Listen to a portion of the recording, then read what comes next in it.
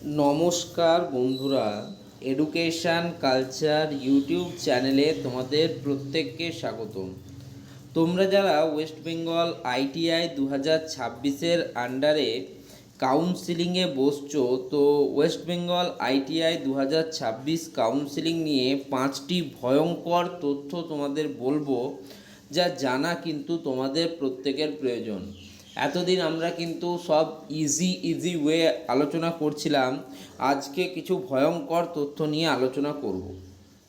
দেখো, West Bengal ITI 2026 কাউন্সিলিংয়ের এমন কিছু অত্যন্ত গুরুত্বপূর্ণ এবং স্পর্শকাতর নিয়ম রয়েছে, যা সম্পর্কে সঠিক ধারণা না থাকলে সামান্য ভুলের কারণে পুরো বছর কিন্তু অ্যাডমিশান বাতিল হয়ে যেতে পারে। তাই প্রত্যেক স্টুডেন্টকে সতর্ক করার জন্য এই নিয়মগুলি নিচে বিস্তারিত আলোচনা করা হলো। দেখো, অনেকেই কিন্তু এই নিয়মগুলোর ব্যাপারে জানে, আবার অনেকে জানে না। তাই প্রত্যেককে সতর্ক করার জন্য আমার কিন্তু এই বিষয়গুলোতে আলোচনার প্রয়োজন বলেই মনে হয়েছে, তাই আমি আলোচনা করছি। প্রথম পয়েন্টটা যেটা বলবো সেটা হচ্ছে ড্রপ আউট বা ডিসচার্জ হলে 3 বছরের নিষেধাজ্ঞা, দ্য 3-year ব্যান। সবচেয়ে বড় এবং ভয়ঙ্কর নিয়মটি হলো, কোনো ছাত্র যদি আগে কোনো আইটিআইতে ভর্তি হয়ে মাঝপথে পড়া ছেড়ে দেয়, ড্রপড আউট বা তাকে বের করে দেওয়া হয়, ডিসচার্জ, তবে সে পরপর 3 বছর সেই একই আইটিআইতে ভর্তির যোগ্য বলে বিবেচিত হবে না। এমনকি অন্য কোনো আইটিআইতেও ভর্তির জন্য তাকে 1 বছরের অপেক্ষা করতে হবে। এটা কিন্তু একটা ভয়ঙ্কর নিয়ম। এই নিয়ম সম্পর্কে অনেক স্টুডেন্টই জানে না। ধরো, তুমি রানীগঞ্জ গভর্নমেন্ট আইটিআইয়ে পড়াশুনো করছিলে। এবার রানীগঞ্জ গভর্নমেন্ট আইটিআইয়ে পড়তে পড়তে মাঝপথে তোমার মনে হলো যে না, আমি আর পড়বো না। সেক্ষেত্রে তুমি গভর্নমেন্ট আইটিআই রানীগঞ্জ কলেজটিকে ড্রপ আউট করে দিলে। এবার যখন তুমি আবার অ্যাডমিশান নিতে যাবে পরবর্তী ইয়ারে, সেক্ষেত্রে তুমি কিন্তু আর কোনোভাবেই রানীগঞ্জ গভর্নমেন্ট আইটিআই কলেজটি সিলেক্ট করতে পারবে না। এমনকি কোনো আইটিআই কলেজেই তুমি সে বছর ভর্তি হতে পারবে না, কারণ অন্য আইটিআই কলেজের ক্ষেত্রে সেখানে 1 বছরের ব্যান লেগে যায়। এবং যে আইটিআই কলেজ থেকে তুমি ড্রপ আউট করেছো, বা কলেজ যদি তোমাকে ডিসচার্জ করে বের করে দেয় কলেজ থেকে, সেক্ষেত্রে কিন্তু তোমাকে 3 বছর পর্যন্ত সেই কলেজে তুমি ভর্তি হতে পারবে না। এই নিয়মগুলো সম্পর্কে জেনে নাও, কারণ ভর্তি হওয়ার আগে এই বিষয়গুলো জেনে নাও। যদি তোমার ইচ্ছে থাকে আইটিআই পড়বো, 2 বছর পুরো কমপ্লিট কোর্স করব, সেক্ষেত্রে কিন্তু ভর্তি হও। যদি মনে আছে যে ড্রপ আউট করে দেবো, তাহলে কিন্তু এই নিয়মটা তোমার ক্ষেত্রে প্রবলেমেটিক হবে। ঠিক আছে, দ্বিতীয় যে পয়েন্টটি বলবো, প্রথম সারি 9টি আইটিআইতে কোনো ডিস্ট্রিক্ট কোটা নেই। অত্যন্ত অত্যন্ত অত্যন্ত গুরুত্বপূর্ণ এটা, এবং সবচেয়ে ভয়ঙ্কর তথ্য। এটি সম্পর্কে অনেকেরই ধারণা নেই। অনেকেই ভাবেন যেহেতু আমার নিজের জেলার কলেজে ডিস্ট্রিক্ট কোটা আছে, সেক্ষেত্রে ডিস্ট্রিক্ট কোটার মাধ্যমে সহজেই কিন্তু আমি সুযোগ পেয়ে যাব।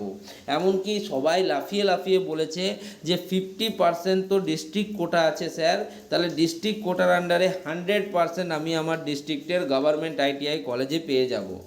কিন্তু এখানেই টুইস্ট। মোট সিটের 50% ডিস্ট্রিক্ট কোটার জন্য সংরক্ষিত থাকে ঠিকই, কিন্তু রাজ্যের প্রধান 9টি আইটিআইতে, যেমন ITI Gariahat, ITI Howrah homes, Kalyani, Hooghly, Durgapur, Siliguri এবং কলকাতার ওমেন্স আইটিআই কলেজে কোনো ডিস্ট্রিক্ট কোটা প্রযোজ্য নয়। ভালো করে বুঝবে, আমার চ্যানেল ফলো করবে, তবেই এরকম নিউজ পাবে। কি বলছে, আমরা জানি যে মোট সিটের 50% ডিস্ট্রিক্ট কোটার জন্য সংরক্ষিত থাকে। মোট সিটের 50% ডিস্ট্রিক্ট কোটার জন্য সংরক্ষিত থাকে ঠিকই, কিন্তু রাজ্যের প্রধান 9টি আইটিআইতে, যেমন গড়িয়াহাট, হাওড়া হোমস, কল্যাণী, হুগলি, দুর্গাপুর, শিলিগুড়ি এবং কলকাতার ওমেন্স আইটিআই কোনো ডিস্ট্রিক্ট কোটা প্রযোজ্য নয়। এখানে শুধুমাত্র মেরিট বা কাস্ট কোটার উপর নির্ভর করতে হয়। সঠিক ধারণা এখান থেকেই, ভুল ধারণা সব জায়গা থেকেই। 3 নাম্বার, নির্দিষ্ট সময়ে ফি জমা না দিলে সিট চিরতরে বাতিল। ভালো করে বোঝো, অ্যালটমেন্ট পাওয়ার পর নির্দিষ্ট সময়ের মধ্যে অ্যাডমিশান ফি, রেজিস্ট্রেশন ফি এবং টিউশন ফি অনলাইনে জমা দেওয়া বাধ্যতামূলক। যদি কোনো ছাত্র নির্দিষ্ট দিনের মধ্যে এই ফি জমা দিতে না পারে বা কলেজে ফিজিক্যালি রিপোর্ট করতে ব্যর্থ হয়, তবে তার অ্যালট হওয়া সিটটি বাতিল বলে গণ্য হবে এবং সে পুরো অ্যাডমিশান প্রক্রিয়া থেকেই ছিটকে যাবে। কি বললাম আরেকবার ভালো করে বোঝো, অ্যালটমেন্ট পাওয়ার পর তোমাকে কিন্তু অ্যাডমিশান ফি, রেজিস্ট্রেশন ফি, টিউশন ফিস এগুলো অনলাইনে পে করতে হবে। যদি তুমি নির্দিষ্ট সময়ের মধ্যে এই ফিস পেমেন্ট না করতে পারো, অথবা তুমি যদি কলেজে গিয়ে ফিজিক্যাল রিপোর্টিং এবং ফিজিক্যাল ডকুমেন্ট ভেরিফিকেশান না করতে পারো, তবে তুমি যে সিটটি পেয়েছিলে অ্যালটেড সিট, সেই অ্যালটেড সিটটি কিন্তু বাতিল হয়ে যাবে এবং তুমি কিন্তু পুরোপুরিভাবে অ্যাডমিশান প্রক্রিয়া থেকেই ছিটকে যাবে। ঠিক আছে। 4 নাম্বার পয়েন্ট, স্পট কাউন্সিলিংয়ের ফাঁদ। স্পট কাউন্সিলিংয়ে অনেকেই ভাবেন র্যাঙ্ক ভালো থাকলে সিট নিশ্চিত, কিন্তু নিয়ম হলো স্পট কাউন্সিলিংয়ে সিট দেওয়া হয় ফার্স্ট কাম ফার্স্ট সার্ভ ভিত্তিতে। শুধুমাত্র একটি সিটের জন্য একই সময়ে একাধিক ছাত্র রিপোর্ট করলে মেরিটের বিচার হয়। তাই নির্দিষ্ট সময়ের পরে পৌঁছালে ভালো র্যাঙ্ক থাকা সত্ত্বেও কিন্তু সিট হাতছাড়া হতে পারে। তাই স্পট কাউন্সিলিং যদি 12টা থেকে শুরু হয়, সকাল 10টার আগেই কিন্তু কলেজে তোমরা পৌঁছে যাও এবং নিজেদের রেজিস্ট্রেশন এবং যাবতীয় প্রক্রিয়াকরণ কমপ্লিট করো, যাতে স্পট কাউন্সিলিংয়ে তোমার সিট হাতছাড়া না হয়। 5, মহিলাদের জন্য সংরক্ষিত সিট বা আইএমসি কোটা এবং আইএমসি কোটার খরচ। সরকারি আইটিআইগুলিতে মহিলাদের জন্য 20% সিট সংরক্ষিত থাকে, কিন্তু চয়েস ফিলিংয়ের সময় না বুঝে আইএমসি কোটা সিট সিলেক্ট করলে কিন্তু বিপদ। কারণ সরকারি আইটিআইতে 20% সিট আইএমসি এর অধীনে থাকে, ইনস্টিটিউট ম্যানেজমেন্ট কমিটির অধীনে থাকে, যার ফি সাধারণ সরকারি সিটের তুলনায় অনেকটাই বেশি।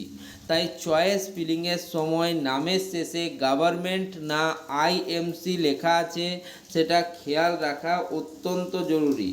দেখো, এডুকেশন কালচার ইউটিউব চ্যানেল সদা সর্বদা তোমাদের কথা ভাবে এবং স্টুডেন্টদের জন্যই কিন্তু আলোচনা করে, এবং শুধুমাত্র আজ বলে নয়, ভবিষ্যতেও কিন্তু এই চ্যানেল তোমাদের পাশে থাকবেই থাকবে, এটা আমার অঙ্গীকার। তো এই চ্যানেলটিকে সাবস্ক্রাইব করো।